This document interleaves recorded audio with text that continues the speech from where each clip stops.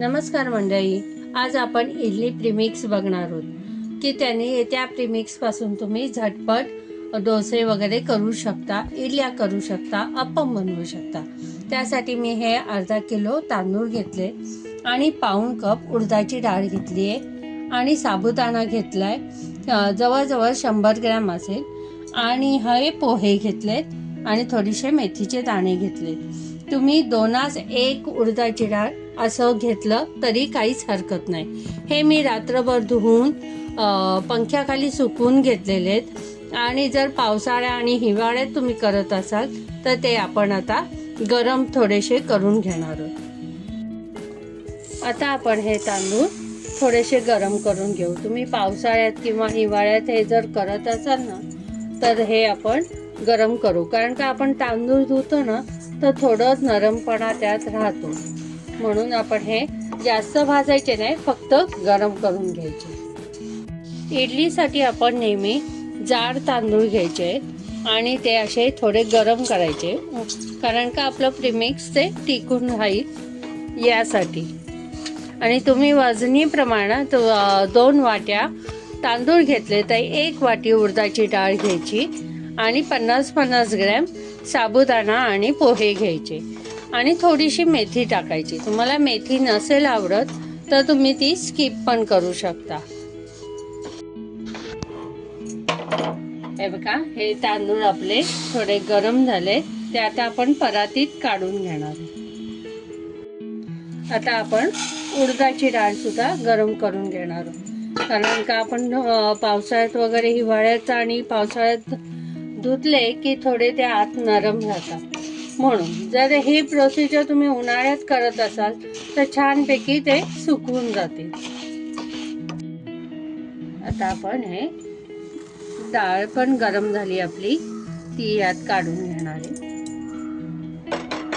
आता आपण साबुदाणा थोडा गरम करून घेणार आहोत। हे सगळं करताना गॅस मीडियम ठेवायचं, हाय फ्लेमवर करायचे नाही, फक्त आपलं धान्य गरम होईल इतकंच गरम करायचं।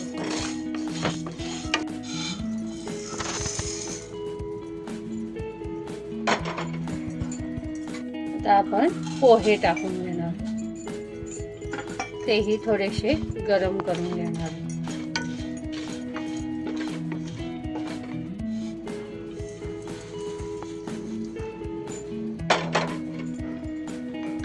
आता आपण मेथी टाकणार आहोत।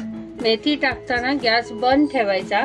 मेथी नेहमी फर्मेंटेशनचं काम करत असते, ती गरम असते, त्यामुळे आपण थोडीशी मेथी टाकायची। खूप अशी मेथी नाही टाकायची, कारण का आपलं पीठ कडवट लागू शकतो आणि पदार्थ बिघडू शकतो।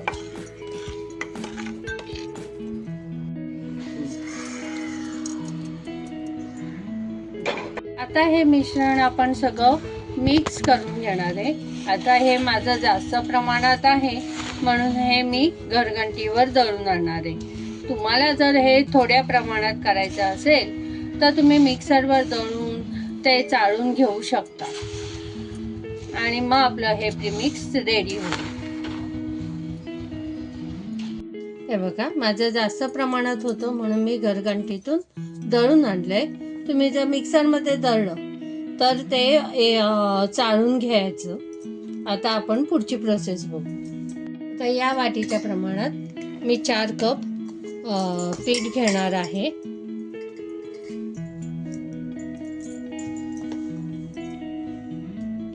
तुम्हाला जितकं पाहिजे त्या प्रमाणात तुम्ही पीठ घेऊ शकता।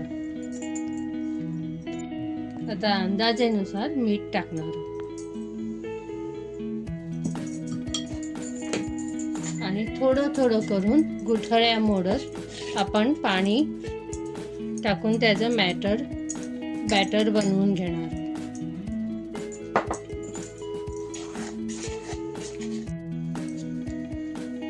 हे पीठ आपण आता भिजवून घेतलेलं आहे।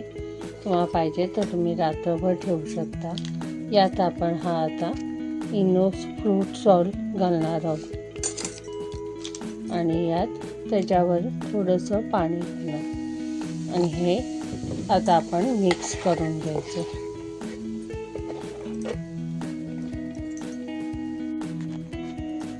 आता आपण इडलीच्या भांड्यात तेल लावून घेतलेलं आहे आणि ह्यात आता आपण